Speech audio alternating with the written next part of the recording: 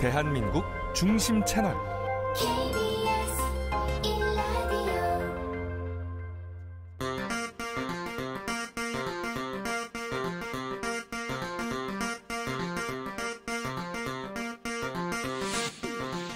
주진우 라이브.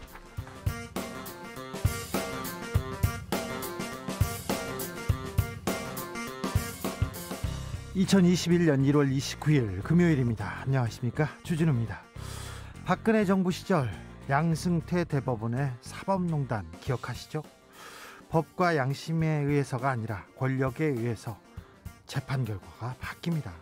판사가 재판에 개입하고 헌법을 유린했습니다. 사법농단 사태 4년이 지났는데요, 자꾸 무죄가 나옵니다. 그런데 더불어민주당이 사법농단 판사 임성근 부산고법 부장판사의 탄핵을 추진합니다. 판사 출신 이탄희 민주당 의원은 사법농단 판사 탄핵소추는 국회의 의무이자 헌법을 위한 것이라고 말했습니다. 법관 탄핵의 의미, 왜 지금이어야 하는가? 박주민 의원과 이야기 나눠봅니다. 4월 재보궐선거의 최대 격전지 서울에서 더불어민주당의 지지율이 뚜렷한 상승세를 보이고 있습니다. 이유는 잘 모르겠습니다. 부산 민심 출렁이고 있습니다. 그 중심의 가운데는 가덕도 신공항이 있습니다. 재보궐선거 분위기 어떤지, 어디로 흘러가는지 정치연구소 영앤영에서 들여다봅니다. 서울 한양대병원에서 코로나 집단 감염이 발생했습니다. 코로나 확진자는 이틀째 400명대, 집단 감염과 산발적 감염 계속 이어지고 있는데요. 확산세가 확 잡히지 않아서 새로운 거리두기 조정안, 어떻게 될지 정부의 고심 깊어집니다. 코로나 종합상황 주스에서 정리해봅니다. 나비처럼 날아 벌처럼 쏜다. 여기는 주진우 라이브입니다.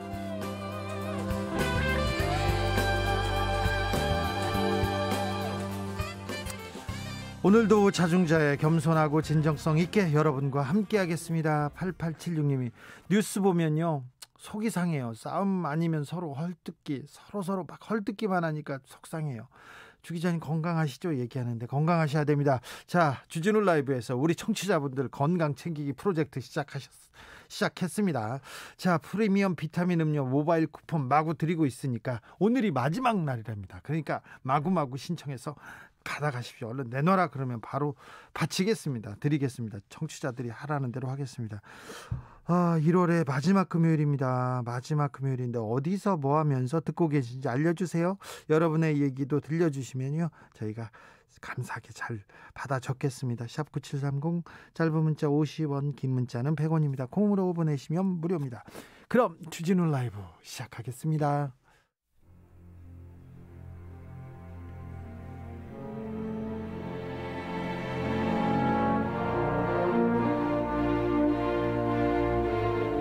나의 일은 나보다 중요하다. 오직 진실과 정의만 생각한다.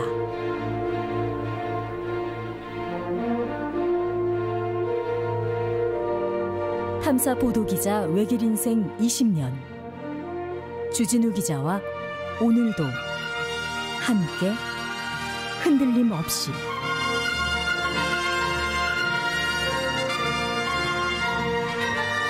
KBS 1라디오 주진우 라이브.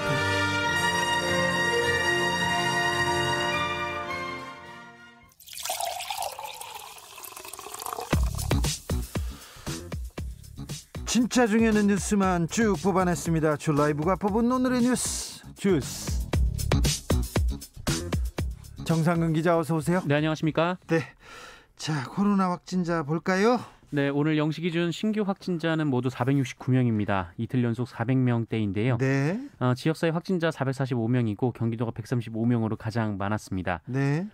그리고 광주광역시에서 54명의 확진자가 나왔는데 IM 이 중에, 선교발이죠? 네, 그렇습니다.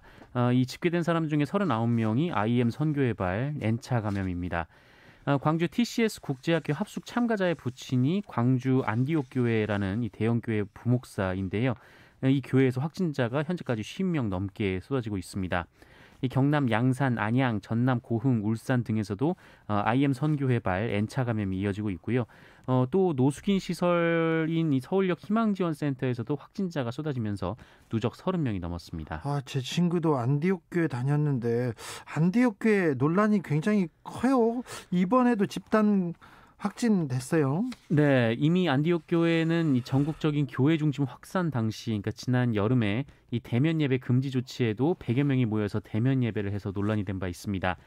이것이 적발돼서 경찰에 고발이 됐고 지난해 10월 검찰은 벌금 300만 원의 약식 기소했었는데요. 그래도 대면 예배 강행했죠? 네, 계속해서 대면 예배를 이어갔습니다. 게다가 이 안디옥 교회 목사가 지난해 9월 6일에 왜 대면 예배를 강행할 수밖에 없었는가라는 주제로 설교를 하고 그 영상을 SNS에 올렸는데 그 설교를 했던 목사도 이번에 확진 판정을 받았습니다. 네. 당시 해당 목사는 코로나에 걸리면 천국 가는 것이지 뭐가 무섭냐라는 말을 하기도 했습니다. 코로나에 걸리면 천국 가는 것이지 뭐가 무섭냐고요. 이런 얘기를 목사님이 했다고요? 네, 뭐 본인은 괜찮을지 몰라도 이 주변 사람들이 위험할 수도 있는데요. 상황이 이렇게 되면서 이 3차 유행 후 전국에서 가장 먼저 대면 예배를 재개했던 광주광역시에서 모든 교회의 대면 예배를 다시 금지했습니다.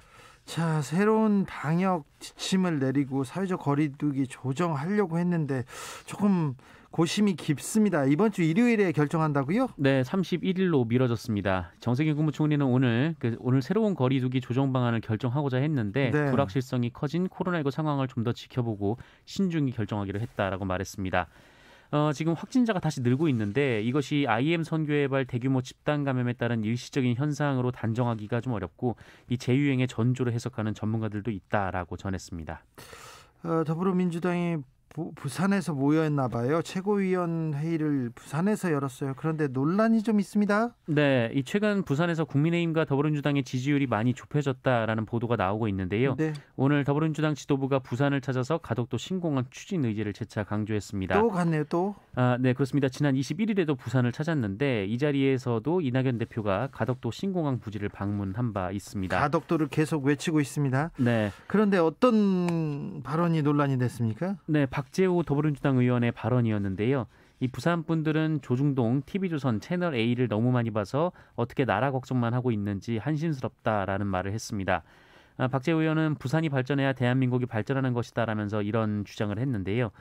국민의힘이 비판하는 등 논란이 일자 지난 28년여간 이 부산의 집권 세력으로 인해 부산이 위기가 생겼고 지난 3년간의 민주당이 일한 시기에 그래도 성과를 이뤄냈다는 말씀을 드렸다라면서 그런 와중에 부산은 보수 언론을 통해 나라 걱정하는 분들이 많다는 말씀과 함께 한심하다는 정제되지 못한 발언을 했다라고 사과를 했습니다. 네, 바로 사과했습니다. 오세훈 서울시장 후보도 굉장히 황당한 얘기를 하셨어요. 네, 여기에 대해서는 아직 해명은 나오지 않고 있는데요. 오세훈 예비후보는 한 보수 유튜브에 출연해서 지난 총선 당시 광진을에서 본인이 패배한 원인을 묻는 질문에 거기에 특정 지역 출신이 많다라고 주장을 했습니다. 호남 출신 탓이라는 취지로 해석이 되고 있는데요. 네. 그리고 오세훈 후보는 30, 40대가 많다라거나 양꼬치 거리에 조선족 귀화한 분들도 몇만 명 사는데 그 사람들 90% 이상이 친민주당 성향이라고 주장하기도 했습니다. 아이고. 이에 더불어민주당 우상호 서울시장 예비후보는 자신의 SNS에 지역 혐오이자 세대 혐오, 동포 혐오의 민낯을 봤다라면서 어쩌다 일베 정치인으로 변질했는지 개탄스럽다고 주장했습니다. 30, 40대가 많으면 잘못된 건가요? 그리고 조선족 그리고 귀한 조선족 이거 우리 동포지 않습니까? 네네. 그런데 이런 얘기가 나왔어요. 사과는 없었습니다. 네, 아직까지 입장이 나오지 않고 있습니다. 정의당 김종철 전 대표가 됐는데요. 제명됐습니다. 네, 정의당이 어제 당기위원회를 열고 성추행 사실을 시인한 후 대표 자리에서 면직된 김종철 전 대표를 당에서 제명했습니다. 대표직을 사퇴한 지 사흘 만인데요. 정호진 정의당 수석대변인은 김종철 전 대표의 징계 사유는 당규에 따른 성폭력에 해당한다라면서 행위의 고의성이 있고 성적 자기결정권을 침해했으며 행위 양태에 있어서 처벌의 필요성이 크다라고 했습니다. 또한 이번 사건으로 가늠조차 할 수 없는 큰 충격과 실망을 안겨드린 점에 대해 거듭 사과드린다라면서 더 깊이 성찰하고 혁신하며 성평등한 조직문화 개선과 국민적 신뢰 회복을 위해 노력하겠다라고 했습니다. 한편 정의당은 내일 오후 2시 당의 주요 의결기구인 전국위원회를 열고 지도부 전원 사퇴 그리고 4월 재보궐선거 무공천 여부 등을 논의할 예정입니다. 문재인 대통령이 박범계 법무부 장관을 임명했습니다. 네, 오늘 박범계 법무부 장관과 한정혜 환경부 장관 그리고 황기철 국가보훈처장에게 임명장을 수여했습니다. 이 자리에서 신임 장관들의 배우자들에게도 꽃을 줬는데요. 이 박범계 장관 배우자에게는 한 송이의 이 장미, 그러니까 완결을 의미한다고 하고요. 그리고 초롱꽃, 정의를 의미한다고 하는데요. 이렇게 꽃다발을 줬고, 한정혜 장관 배우자에게는 자연에 대한 사랑을 의미하는 목련, 황길철 처장에게는 잊지 않겠다라는 의미의 물망초를 선물했다고 합니다. 박범계 장관 뭐 많은 일을 하시겠죠. 뭐 어떤 일을 추진하겠다는 얘기도 들리는데 언론에서는 온통 윤석열 검찰총장 언제 만나냐 이것만 나오고 있어요. 네, 검찰 인사에 대한 질문만 쏟아지고 있는데요. 이 박범계 법무부 장관은 오늘 이 법무부 청사 출근길에 올라서 인사 관련 부서로부터 현황을 보고받고 인사 원칙을 정해서 2월 초에 윤석열 총장을 만날 것이다라고 밝혔습니다. 네. 이 박범계 장관은 이번 인사의 중요한 지침, 기준, 원칙을 먼저 세우고 부서로부터 전반적인 현황을 들여다본 뒤 나름의 원칙을 일요일까지 정하겠다라고 말했습니다. 네. 그러면서 내달 초쯤 나름의 원칙과 기준을 갖고 윤석열 총장을 만날 수 있을 것이다라고 얘기를 했는데요. 인사와 관련해 검찰이 어느 정도 소통을 검찰과 할 것인지에 대한 질문에는 보직 제청은 장관이 하고 총장의 의견을 듣도록 돼 있는 법대로 할 것이다라고 전했습니다. 만나서 이야기를 하고 또 법대로 하겠다. 잘 협의하겠다 이런 뜻으로 보입니다. 네. 월성 원전 조기 폐쇄 과정 증거인멸 혐의로 지금 기소됐는데요. 산업부 공무원들의 공소장이 공개됐어요. 공소장이. 네, 이미 산업부 관계자들의 증거인멸 의혹은 검찰의 수사 끝에 기소로 이어졌습니다. 예. 재판에서 가려야 될 문제인데요. 관련해서 어제 SBS가 공소장 내용을 보도했습니다. SBS가 보도했습니다. 네, 이에 따르면 이 해당 관계자들은 감사원의 자료 제출 요구에 일부 자료를 삭제하기로 공모를 했다라고 하고요. 예. 그 내용 중 일부는 월성 1호 조기 폐쇄 논의와 관련해 청와대에 보고한 자료였다라고 합니다. 네. 여기에는 월성 1호에 대한 경제성 평가를 낮춰야 한다라는 취지의 내용과 지방선거 이후에 월성 1호 가동 중단을 의결해야 한다라는 내용도 있었다고 SBS는 보도를 했습니다. 그리고 정부의 탈원전 정책을 반대하는 시민단체와 노조의 동향을 파악한 문건도 있었다고 하고요. 또 북한과 원자력 발전에 대한 교류 협력 방안을 모색하는 자료도 있었다고 합니다. 그런데 공소장은요. 검찰의 주장, 검찰이 이런 혐의가 있으니까 재판을 해주세요 하는 서면입니다. 그러니까 재판을 제기하는 소를 제기하는 서면인데 검찰의 주장이 담겨 있어요. 그런데 재판 전에 이렇게 공개되는 것은 굉장히 조심해야 되는데 이게 피의사실 공표로 그냥 넘어가고 검찰과 언론의 검은 카르텔 여기서 나오거든요. 그래서 공소장 보도에 대해서는 굉장히 조심해야 된다는 얘기를 계속 했는데 검찰이 흘렸다고 볼 수는 또 없고 어디에서 다른 데서 했다고 할 수도 있습니다만 검찰과 언론의 또 플레이가 좀 보이는 것 같아서 굉장히 좀 우려스럽긴 합니다. 검찰 개혁의 목소리가 많이 나왔는데 검찰과 언론의 공조 때문에 그런 목소리가 많이 나왔다는 것도 언론에서도 조금 좀 인식하고 좀 자각하셨으면 합니다. 재판 시작되기 전에 공소장이 공개되는 건 굉장히 우려할 만한 일이라고 저는 보고 있습니다. 취재 과정 중에서도 저는 그렇게 생각합니다. 택배 노사가 파국은 막았습니다. 다시 합의를 했다고요? 네, 이 택배 기사들의 과로 원인으로 꼽히는 분류 작업을 놓고 택배사와 갈등을 빚다가 총파업을 선언한 택배 노조가 오늘 파업을 종료한다라고 밝혔습니다. 오늘 시작하고 오늘 끝났는데요. 민주노총 서비스연맹 전국 택배노동조합은 노조와 택배사, 국토교통부, 국회 등이 어제 도출한 잠정 합의안을 조합원 총회에 붙인 결과 투표율 89%에 창선율 86%로 가결됐다라고 밝혔습니다. 이제는 파업 안 합니까? 네, 이제 복귀를 한다라고 선언을 했는데요. 예. 지난 1차 합의 당시에는 이 택배 업체들이 참여하지 않고 네. 이 택배 업체들의 협회가 참여를 했는데 네. 이번에는 민간 택배사들이 직접 참여를 했다고 합니다. 네. 다행입니다. 경주시청 트라이애슬론 팀이 있었어요. 거기에서 네. 최숙현 선수가 가혹행위를 이기지 못하고 목숨을 잃었는데요. 감독과 주장 선수가 실형을 선고받았습니다. 네, 이 대구지법은 김규봉 감독에게 징역 7년, 장윤정 선수에게 징역 4년, 그리고 김도한 선수에게 징역 1년 6개월에 집행유예 3년을 선고했습니다. 김경호 감독은 지난 2015년 8월 이 대걸레로 경주시청 트라이애슬론 팀 소속 선수들의 엉덩이를 때려서 상해를 가하는 등 18차례에 걸쳐서 상습적으로 상해를 가한 혐의로 재판에 넘겨졌습니다. 장윤정 주장은요? 2015년 8월부터 지난해 7월까지 이 소속 선수가 철제봉으로 피해 선수를 폭행하도록 교사하고 또 직접 폭행한 혐의, 그리고 피해 선수들이 억지로 과자를 먹게 하거나 이른바 원산 폭격을 하도록 한 혐의를 받았습니다. 네. 재판부는 피고인들이 참회하고 용서를 구하고 있지만 최숙현 선수는 그 사과를 받아들일 수 없는 상황이다라고 판결했습니다. 감독과 주장이 국회에 왔었어요. 팀 닥터하고 같이 왔었죠. 네네. 그러면서 뭐라고 얘기했냐면 내가 최고 피해자다. 최숙현이 죽어서 내가 피해자다. 이렇게 하면서 사과할 수 없다고 얘기했었지 않습니까? 네, 그때 정말 분노에 찬 네. 국민들의 목소리가 있었습니다. 국민의 목소리 때문에 아마 판결도 이렇게 나왔을 것 같습니다. 아무튼 감독과 주장은 실형을 선고받았습니다. 한 사찰에서요 30대 아들이 있습니다. 아들을 때려서 숨지게 한 어머니가 있다고요? 네, 정말 좀 이 사건을 어떻게 설명해야 될지 모르겠는데 좀 기묘합니다. 이게 네네. 말이 됩니까? 너무 좀 사건이 좀 이상합니다. 이 경상북도 청도의 팔조령에 있는 한 절에서 60대 어머니가 자신의 30대 아들을 무려 2시간 반이나 폭행하고 1시간 가까이 방치해서 숨지게 한 사건이 벌어졌습니다. 어머니가 무술 고수 뭐 그러신 분인가요? 네, 그거는 아닌 것 같은데요. 예? 이 사건이 지난해 8월에 있었는데 지난해 8월 일이군요. 네네. 지금 일이 아니고. 예. 이 30대 남성의 사망했다라는 얘기를 듣고 가보니까 이미 사망한 상태였다고 하고요. 예.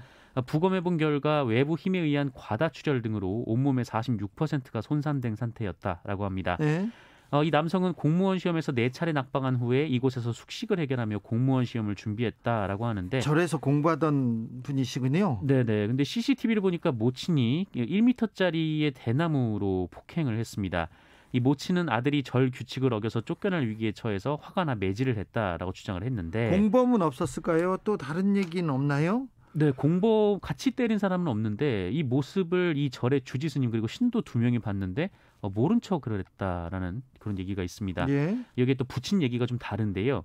그 절의 주지 스님이 예. 이 모친에게 이 귀신이 7명이 쓰였다라는 얘기를 했다고 하고요. 아이고. 이 귀신 1명을 떼어내는데 이 2당 100만 원씩 700만 원을 받겠다 이런 얘기를 했다고 합니다. 네, 100만 원씩은 받아야겠죠. 네. 참. 네, 그래서 이제 사건 당시 주지와 신도 2명이 이 일을 별다른 조치를 취하지 않았던 거 아니냐 좀 이런 얘기가 나오고 있는데 네. 또 기묘한 일은 이 사망한 아들이 그 일반 상해치사로 사망을 하면 5천만 원을 받을 수 있는 운전자 보험에 가입되어 있는데 네. 그 수익자가 사찰 관계자로 돼 있었다고 합니다. 좀 이상합니다. 네, 그래서 부친은 계획살인 보험 사기 아니냐라고 지적을 하고 있고요. 이 주지스님은 이 운전자 보험은 신도 모두에게 들어준 것으로 보험금은 유족에게 줄 생각이었다라고 반박을 했다고 합니다. 지금 그 살해한 모친은 어떻게 돼 있어요? 그리고 이 주지스님은 어떤 상태인가요? 네, 일단 모친은 검찰에 넘겨졌는데요. 이 살해 의도는 없었다라고 진술을 했고 경찰이 상해치사 혐의로 검찰에 넘겼습니다. 현재 불구속 상태이고요. 예. 해당 절을 오가면서 지금 법적 대응에 도움을 받고 있는 상황이라고 합니다. 지난해 8월에 있었던 일인데 아직 불구속 상태고 네네. 절을 오가면서 법적 대응을 지금 강구하고 있다고요? 좀 기묘한 사건이네요. 네네, 그렇습니다. 주스 정상근 기자 함께했습니다. 감사합니다. 고맙습니다. 안영수님께서 돼지국밥 포장해서요 집에서 편안하게 먹으면서 청취합니다. 얘기합니다. 돼지국밥 부산 분들 되게 좋아하시는데 부산 취재 갈 때마다 이렇게 돼지국밥을 주는데 굉장히 힘들었는데 좋아하시더라고요. 노무현 대통령이 후보 시절에 제가 이제 따라다니는데 매번 돼지국밥을 먹으라고 해가지고 제가 막 맛이 없어요 막 이렇게 했던 적이 있는데 네 맛있죠 돼지국밥. 근데 저는 잘 모르겠다. 왜 제가 이런 얘기를 했는지 나도 모르겠어요. 죄송합니다. 0454님 저도 선물 주세요. 주변에 저 때문에 줄 라이브 듣는 동생들 많아요. 드려야죠. 받을 자격이 있습니다. 6755님 어젯밤에 달 보면서 기도했어요. 코로나 확진자를 위해서요. 조심합시다 얘기합니다. 아이고 그 마음이 달에 닿았을 것 같습니다. 감사합니다. 0962님 주기자님 교도관입니다. 구치소 담장에서 막 나왔어요. 막 열심히 듣고 있습니다. 아이고 감사합니다. 아이고 고생 많으시죠. 코로나 때문에 걱정도 많으시고요. 힘내주십시오. 1999님께서 문자 보내려고 고속도로 휴게소 들어왔어요. 길은 다 녹았지만 멀리 산에는 눈이 눈부시도록 아름답네요. 네, 산에 진짜 아름답겠군요. 이번 주말에 산행하는 분들 조심하세요. 미끄럽습니다. 7411님께서는 제가 70인데요. 진우 형인가 동생인가 답변하고 선물 좀 주세요. 70인데 네, 진우 형 네, 드려야죠. 코로나로 항상 이 시간에 퇴근하면서 드려요. 들으셔야죠. 70인데요. 70 나이가 70이 아니라 70년생 같죠. 형인가 동생인가 그렇구나. 70인데 저는 73년생이니까요. 형님이십니다. 네. 네. 선물 드려야죠. 형인데.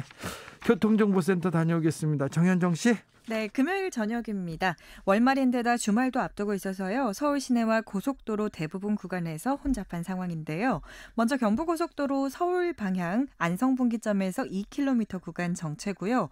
남사에서 오산까지 밀리고 있습니다. 오산에서 동탄분기점까지 속도 줄여서 지나고요. 반대 부산 쪽으로는 한남에서 서초까지 천천히 지납니다. 죽전에서 수원까지 상습 정체 구간인데다 퇴근 시간까지 겹쳐서 8km 이상 막히고 있고요. 서해안고속도로 서울 방향도 발안에서 화성휴게소까지 11km 구간 정체입니다. 비봉에서 용담터널까지와 일직분기점에서 금천까지 역시 천천히 지나고요. 영동고속도로 인천 방향으로 신갈분기점에서 동수원까지, 더 가서는 광교터널 부근까지도 밀리고 있습니다. 월곶분기점에서 속도 줄여서 지나고요. 제2경인고속도로 성남 쪽은 문학에서 남동까지 밀리고 있습니다. 반대 인천 방향은 산막에서 광명까지와 남동에서 문학까지 천천히 가니까요. 안전하게 지나시기 바랍니다. KBS 교통정보센터에서 정현정이었습니다. 주진우 라이브.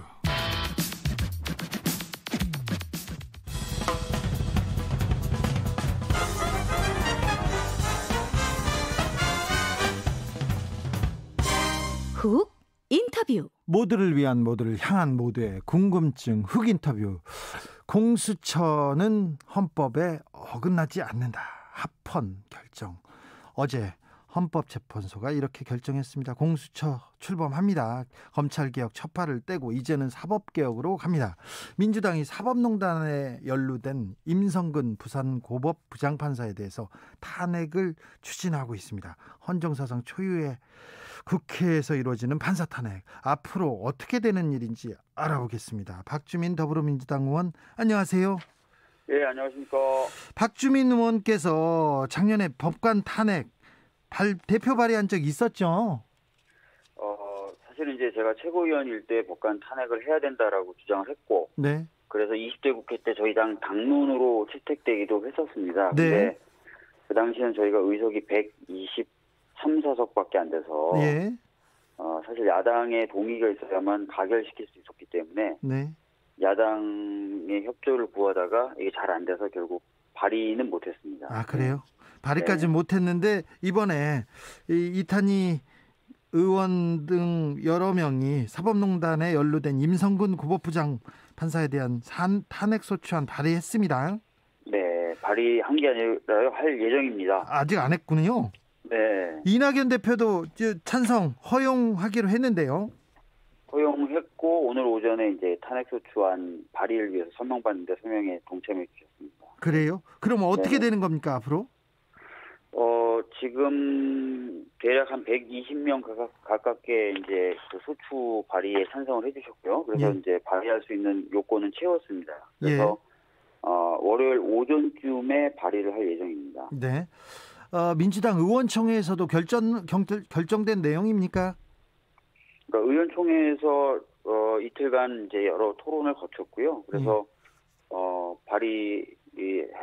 발의한다 이렇게 된 거죠. 네. 신중한 의원들, 좀 반대하는 의원들의 목소리도 있었습니까? 내부 분위기 어땠어요? 물론 신중해야 된다라고 하시는 분들도 있었어요. 예. 뭐 예를 들어서 전체 2월 임시국회 흐름은 민생, 방역 이쪽으로 가야 되는데 약간 그런 방향에 혼란을 주는 것 아니냐라는 이야기를 하시는 분도 계셨고요. 네. 또 하나는 정무적인 판단으로 예. 서울시장 재보궐선거나 부산시장 재보궐선거가 있는데 이게 혹시나 선거에 예상치 못했던 영향을 미치는 것 아니겠느냐라고 우려하시는 분도 계셨고 예. 또 아주 소수지만 법원의 법관들도 인간인데 법관을 대상으로 한 탄핵을 우리 당이 주도해서 진행하게 될 경우에 우리 당 관련된 또는 뭐 영향을 미칠 수 있는 그런 사건들이 있어서 이 법관들이 혹시나 네. 왜곡된 판결을 하면 어쩌냐라는 걱정을 하시는 분들도 계셨습니다. 자, 사법농단 판사하면 여러 사람들이 떠오릅니다. 일단 이민걸, 이규진, 그리고 오늘 무죄를 받았지만 신광열, 조의연, 성창호 이런 사람들 사법농단 판사예요. 저는 다 막 새겨두고 있습니다. 적어놓고요. 그런데 왜 임성근 판사만 이렇게 탄핵 소추를 추진하기로 했습니까? 이동근 부장판사는 왜 빠졌습니까? 원래 이제 말씀하신 대로 20대 국회 때는 탄핵 대상이 될 만한 판사를 꼽아봤을 때 상당히 좀 많은 숫자였었어요. 네, 아까 제가 불렀던 이민걸, 이규진, 신광열, 조의연, 네. 성창호 다 했어야죠. 네, 그런데 이제 그 중에서도 보다 확실한 사람들, 이런 사람들 좀 추리다 보니까 법원에서 예. 행위가 위헌적이다라고 판단을 한 사람으로 집중이 됐고요. 예.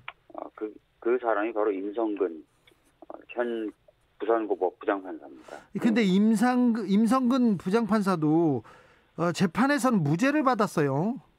네, 뭐 아시겠지만 이 탄핵이라는 제도는 네. 형사 처벌하는 게 아닙니다. 네. 성격상으로는 징계에 가깝다 이렇게 보시면 좋을 것 같고요. 예. 기준이 되는 것도 형법 등 실정법 위반이 아니라 헌법적 가치를 위반했느냐로 따지게 되어 있습니다. 그래서 네.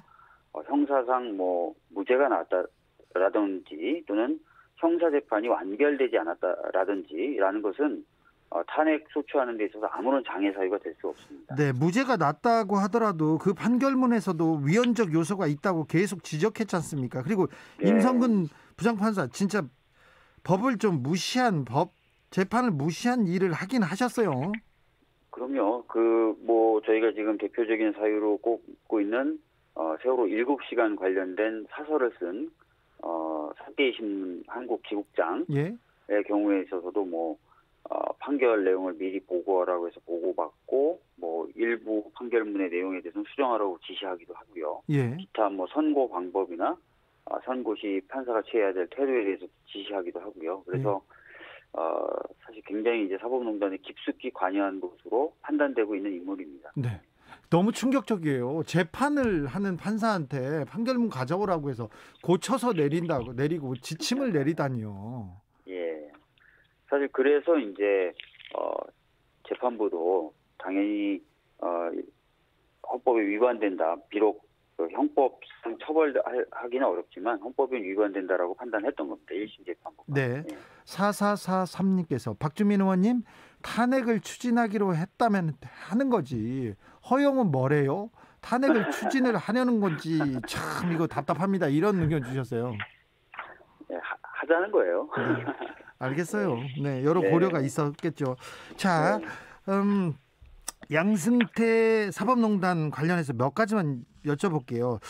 또 다른 재판에 넘겨진 이민걸 전 법원행정처 기획조정실장, 이규진 전 대법원의 상임위원, 이분들한테 검찰이 각각 징역 2년 6개월 구형했는데 요 혐의는 뭡니까? 요거는 어떻게 봐야 됩니까?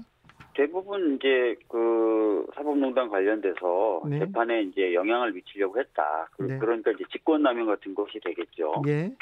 그런 혐의로 이제 기소가 된 거고요. 그리고 또 구형을 그렇게 한 거죠. 네. 네.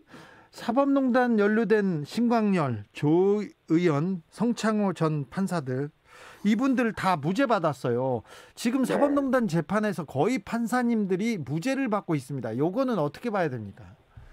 그래서 사실 저희들이 좀 예전부터 국정감사 할 때나 아니면 다른 기회에 있을 때마다 문제 제기를 했었어요. 왜냐면은 사법농단 관련된 판사들이 주로 받고 있는 혐의 제목은 직권남용입니다. 무슨 네. 얘기냐면 자신의 이제 권한이나 이런 것들을 행사해가지고 다른 사람으로 하여금 의무 없는 일, 그러니까 재판을 하는 법관들이나 이런 사람들한테 자신의 권한을 행사해가지고 그 대법관들이 판결에 자기 양심껏 판결하는 게 아니라 그 영향을 받아서 판결을 하도록 만들었다는 혐의 아니겠습니까? 예. 근데 이 직권남용에 대해서 이제 최근에 법원에서 계속 무죄를 선고하고 있는 거예요. 예. 그래서 관련돼서 뭐 쭉 말씀해 주신 것처럼 많은 판사들이 무죄 판결을 받고 있는 거고, 또 징계의 경우에 또 징계 시효가 지나갔다라고 해서 네. 또 징계도 또 못한다 이렇게 네. 된 거죠. 네.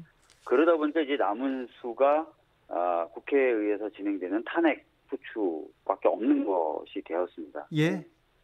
2661님께서 오늘 아침에 김기현 의원이 최강시사 나와서 법원이 말을 안 들어서 말도 안 되는 내용으로 법원 길들이게 한다 이렇게 얘기하는데 답변을 주세요 얘기합니다.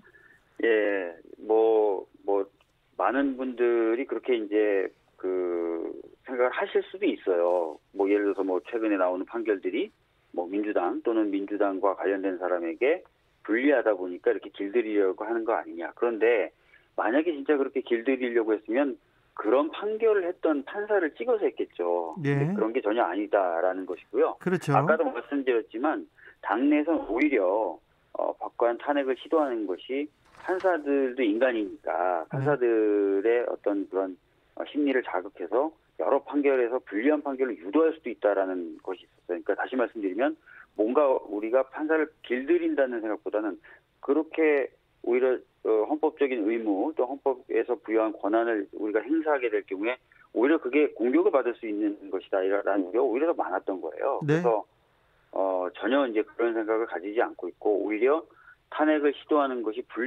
불리할 것이다. 그렇지만 우리는 헌법상 의무를 따른다. 이런 관점에서 저희들이 지금 탄핵을 진행하고 있다. 이렇게 봐주시는 게 좋을 것 같습니다. 오세훈 전 시장이 최강욱 의원이 1심에서 의원직 상실령에 해당하는 유죄 판결을 받은 날 민주당이 판사 탄핵을 들고 나왔다 이렇게 얘기하는데 이 부분은 어떻게 하세요?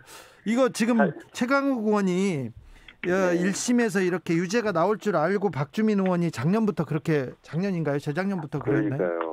2018년부터 박주민은 그렇게 울었나 봅니다. 네. 최강욱 의원이 유죄 받을까 예상하고. 네. 양유수님께서 사법농단 본인들은 다 죄가 없고 무죄, 힘없는 사람들은 유죄, 우라가 치민다 이런 얘기도 했습니다. 자, 바로 그 지점입니다. 그러니까 헌법재판소가 헌법재판소법 주석서에 써놓은 글이 있어요. 이 판사 탄핵 제도에 대해서 뭐라고 써놓냐면 법치주의의 판사도 사실은 따라야 된다는 거예요. 네. 즉 판사도 법을 지키고 따라야 된다는 거예요. 그런데 현재 이제 있는 제도로는 뭐 좀 부족하고 어려우니까 방법이 두 가지밖에 없다. 하나는 형사상 책임을 지우든지 아니면 탄핵을 하든지. 네. 근데 형사상 책임은 법원이 자기 식구를 어떻게 보다 보면 판단하게 되는 거니까. 그렇죠. 이제 빠져나가게 되니까. 네. 결국 남은 방법은 이제 탄핵밖에 없게 되는 네. 거죠. 네. 임성근 판사는 다음 달 말 퇴직을 앞두고 있습니다. 그래서 탄핵의 실효성 얘기하는 사람도 있고요. 이 절차대로 진행되면 임성근 판사 탄핵 가능할까요? 사실 이제 시간적으로 어렵지 않느냐라고 말씀을 해주시는 분들이 많아요. 예. 뭐 그럴 수도 있습니다. 근데 반면에 임성근 부장판사의 경우에는 검찰의 수사를 받았고요. 그 네. 결과 기소가 됐고 1심 판결까지 끝났기 때문에 사실관계에 있어서는 굉장히 잘 정리가 되어 있는 상태입니다. 다른 전에 어떤 탄핵 사유보다. 네.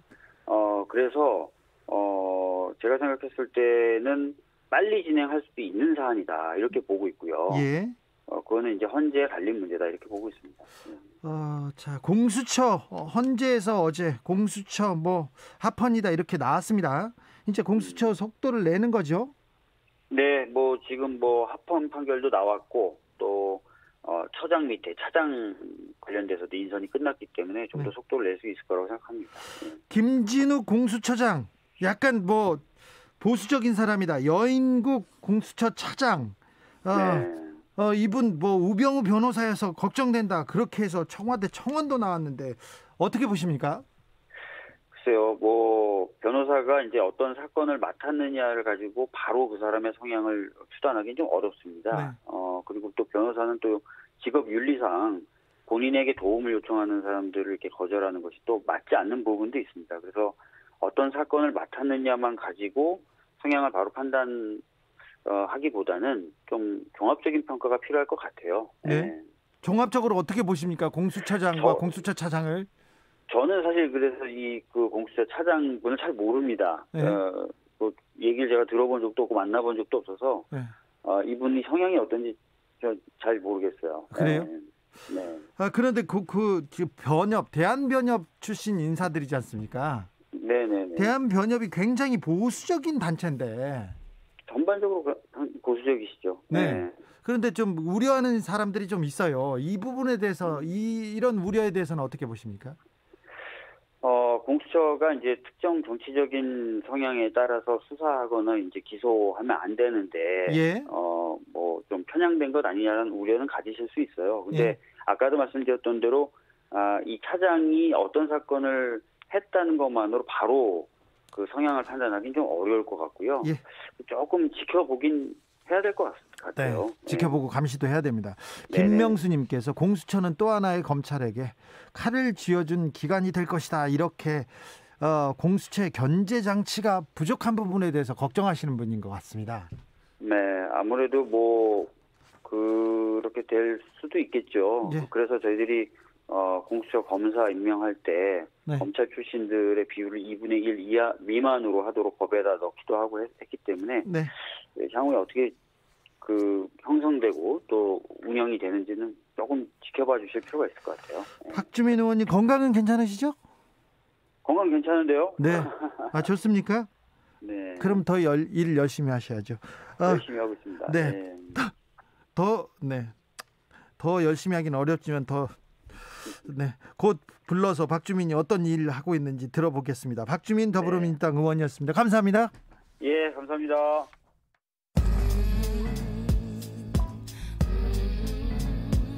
나비처럼 날아 벌처럼 쏜다. 주진우 라이브.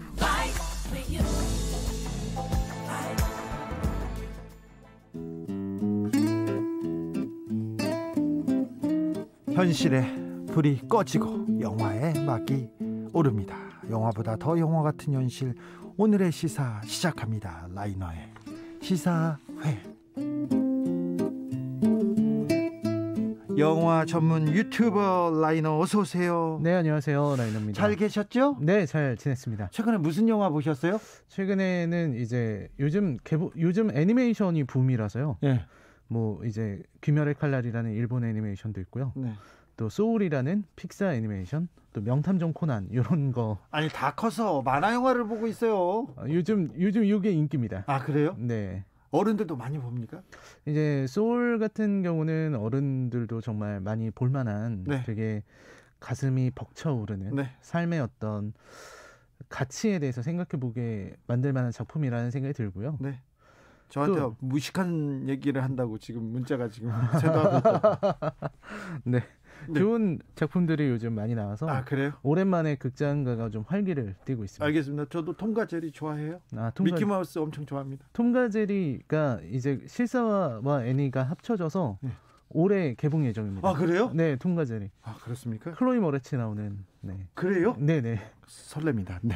자, 오늘은 어떤 영화 골라오셨습니까? 네, 코로나 유행이 좀 잠잠해지나 싶을 때마다 잠잠해지려고 했는데. 그렇습니다. 잠잠해지려고 했는데. 그럴 때마다 우리를 괴롭히는 게 이제 교회발 집단 감염 소식인데요. 그것도 좀 약간 이상한 교회. 네, 그렇습니다.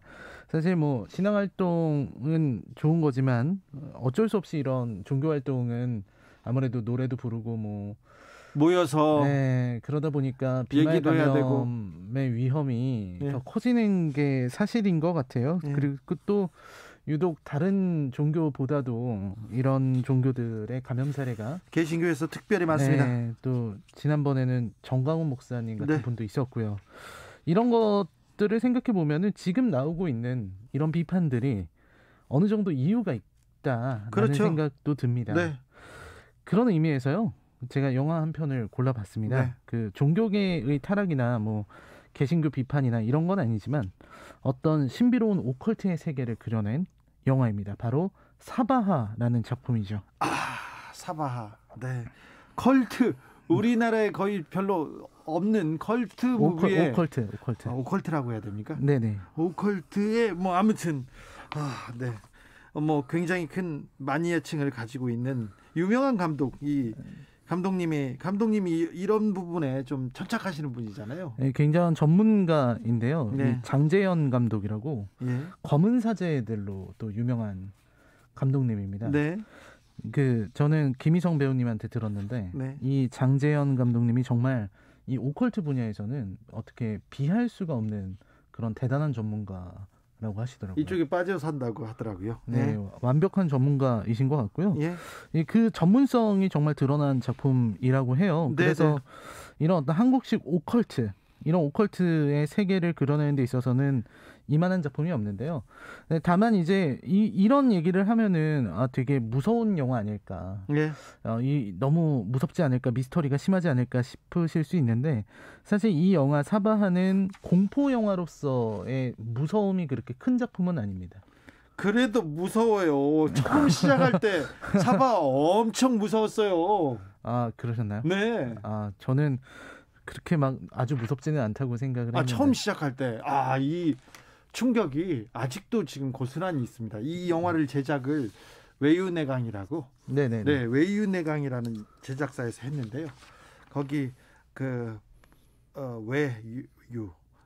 안에서 강한 사람은 아니고요. 바깥에서 약한 유승환 감독이 친구여가지고 제가 처음에 이제 시사할 때 가서 봤어요. 그런데 처음에 오프닝 그 음악부터 처음에 그 작품을 끌고 들어가는 힘이 워낙 커서요. 아직도 생생합니다. 네, 그런 어떤 어두운 이미지, 그런 어떤 강렬한 오프닝 매우 인상적입니다. 네. 사실 이 영화 이야기가 이제 우리가 그것이라고 부르는 그 어떤 존재, 뭔가 알 수 없는 그런 존재에 대한 이야기거든요. 네. 그 존재가 태어날 때부터 뱃속에서부터 자기 쌍둥이 그 여동생이라고 할까요? 그 누나 언니라고 해야 되나? 그 존재를 그 쌍둥이의 다리를 뜯어먹으면서 태어났습니다. 그거를 여기 또 주인공 중 하나가 금화인데 금화는 그것을 귀신이라고 부르고 그리고 그것 때문에 저주가 내렸는지 어머니하고 아버지도 일찍 다 사망해요. 그것도 굉장히 아주 무서운 방식으로. 그래서 조부모가 키우고 있는데 삶이 굉장히 힘들고 자꾸 도망 다녀야 되고 같은 곳에 있지 못하고 숨어 살고 이렇게 됩니다. 무당들은 찾으러 오고. 네, 그렇죠. 무당들은 찾으러 오고 또 굉장히 막 온몸에 시커먼 털이 있는 그런 아주 기이한 모습이에요. 무슨 어떤 기독교에서 말하는, 개신교에서 말하는 그런 악마 같은 그런 모습을 가지고 있는 존재죠. 처음에 그 말을 이렇게 묘사하는, 그 말을 쫓아가는 그게 너무 충격적이었어요. 그리고 그 말한테 가는 음악 굉장히 강렬했습니다. 김태성 감독의. 그렇습니다. 굉장히 강력한데요. 그 다음에는 이제 좀 분위기가 풀어집니다.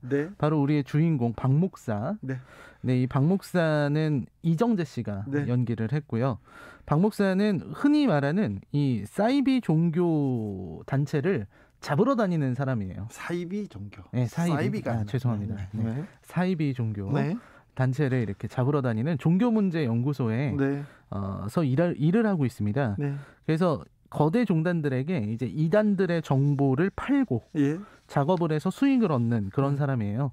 근데 이 사람이 일하는 게 워낙 좀 범위가 넓기 때문에 여러 가지 곤혹을 치르기도 합니다. 예를 들어서 어떤 수녀회 같은 데서 기도로 암을 치료했다. 이런 게 나오면 이 사람은 그런 걸 못 넘어가는 거예요.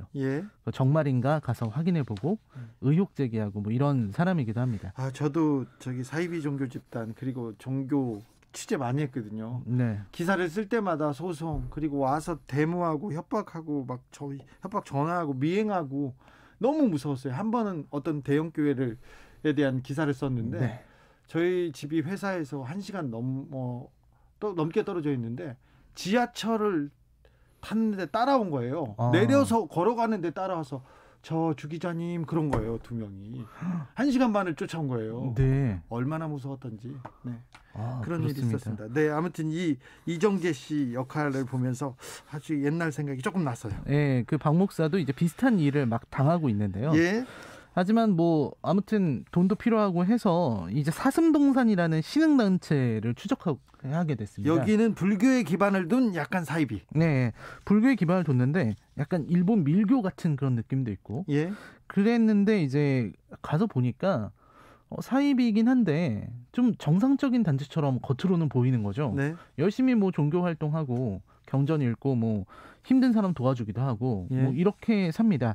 그래서 그 추적을 계속 해봤는데 그 추적의 끝에 김풍사라는 종교 지도자, 네. 김재석이라는 이름으로 나오는데 네. 이 종교 지도자가 뒤에 있다는 거 알게 돼요. 네. 저 뒤에 진짜 실세, 진짜 보스는 김풍사. 네. 근데 이 김풍사에 대해서 물어보니까 예. 이 불교라든지 이런 데서도 그 많은 사이비 종교 단체 중에서도 이자는 진짜다. 예. 정말로 뭔가 인간의 경지를 넘어선 그런 존재라는 겁니다. 네. 그래서 그거를 알아보니까 원래는 19세기 말에 태어난 인물이래요. 네. 19세기에. 그랬는데 원래대로면 죽었어야 되잖아요. 예. 근데 죽지 않고 막 영생을 누리는 그런 어떤 사이비 지도자인 겁니다. 네. 그래서 이제 박 목사가 그거를 찾아다니게 돼요. 예. 근데 알고 보니까 이 김풍사라는 존재는 예. 그 티벳에서 온 대승에게 예언을 하나 받았습니다. 예.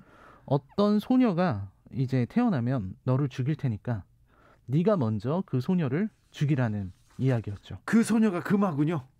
그렇죠. 네. 그래서 그거를 또 이렇게 예언처럼 얘기를 해서 예. 그래서 누군지를 모르니까 1990년에 강원도 영월에서 출생한 소녀들을 모조리 죽이려고 했던 겁니다. 네. 그래서 그 벌어졌던 아주 신비했던 사건들, 미스테리했던 사건들을 찾다 보니까 거기에 뒤에는 모두 김풍사가 연결되어 있었다. 예. 이런 이야기가 되는 거죠. 예. 그리고 사실 이 이야기가 제가 다 설명해 드리면은 이제 뒷부분은 스포일러를 하면 재미가 없기 때문에 네. 말씀을 드리자면 이 정나한이라는 캐릭터가 또 나와요. 이 사람도 하나의 주인공인데요. 네. 이분은 원래는 김풍사 밑에 있었다가 네. 김풍사의 명령을 듣고 금화집에 있는 그것을 추적하러 가게 되는데 광목. 네, 광목이라는 존재입니다. 박정민 배우. 맞습니다. 정민이 내가 또 친하죠. 네. 친하시군요. 네. 연기를 너무 잘하는데. 근데 노란 머리가 안 어울렸어. 근데 불교 관련 사입인데 노란 머리를 하고 있어. 이게 말이 되나 막 저는 영화를 보면서 생각했는데 나중에 보니까 또 그 머리와 그 생김새, 그 옷차림이 주는 또 의미가 있더라고요. 네, 맞습니다. 네. 그래서 그것과 딱 마주치는 장면이 사실은 이 영화의 정말 하이라이트라고 할 만해요. 그것의 어떤 정체를 알게 되고 예. 거기에서 이제 광목이 느끼는 그런 이런 혼란 네. 이런 것들이 아주 잘 드러나는 그런 작품이라고 할 수 있겠는데요. 네. 제가 이 작품을 굳이 이게 좀 굉장히 무섭기도 하고 네. 또 어려운 작품이기도 한데 그렇죠. 이 작품을 꼽은 이유가 있을 거 아닙니까? 네, 그렇습니다. 사실 이 작품의 가장 중요한 부분은 저는 그런 거라고 생각이 들어요. 여기서 박 목사가 왜 이런 일을 하고 다닐까? 네. 그리고 이 사람도 목사인데 왜 이런 일을 할까를 생각해 보면 네. 이 사람은 계속해서 자기 자신의 믿음에 대해서 회의감을 가지고 있는 사람입니다. 예. 그래서 신의 존재에 대한 물음을 계속해서 던지게 돼요. 근데 중요한 거는 이 박 목사가 자기 자신의 믿음에 대해서 의심을 품고 그리고 또 신이 정말로 존재하는지, 신을 내가 찾을 수 있는지 이런 거에 대해서 의문을 품고 있는 것이 마치 이 영화에서는 그게 진짜 신앙인의 자세다라고 말하고 있는 것 같아요. 네. 자신의 어떤 행동이나 믿음에 대해서 확신을 갖는 게 아니라 자신의 행동과 믿음에 대해서 의심을 품을 수 있을 때 그것에 다가갈 수 있다라고 말하고 있다고 저는 생각을 했습니다. 알겠습니다. 네. 라이너가 보면 좀 다르군요. 시사회 오늘의 작품은 사바해였습니다. 지금 이 시기에 사바를 보면 많은 걸 또 생각하게 할 거예요. 네, 그럴 것 같습니다. 네. 네, 종교 단체들도 좀 더 신도들의 건강을 좀 생각하고 네. 또 이제 당장 교회를 여는 것보다는 박 목사처럼 이게 정말 맞는 걸까? 네. 회의감을 가져보는 것도 좋지 않을까 하는 생각이 듭니다. 아무튼 스님들은 좀 불공 좀 들이시고요. 목사님들은 예수 좀 믿고요. 좀 그랬으면 좋겠어요. 또 종교의 본연으로 좀 돌아갔으면 합니다. 오늘 사바 잘 읽어보았습니다. 들어보았습니다. 감사합니다. 라이너. 네, 고맙습니다. 3298님께서 저도 6학년 6반인데 통과제리 좋아합니다. 그렇다니까요. 2330님은 나는 56세인데 짱구 봅니다. 아이고 훌륭하십니다. 네. 마빈 게이가 태미 티렐이 불렀습니다. Ain't no mountain high enough 들으면서 저는 잠시 쉬었다가 6시에 돌아오겠습니다.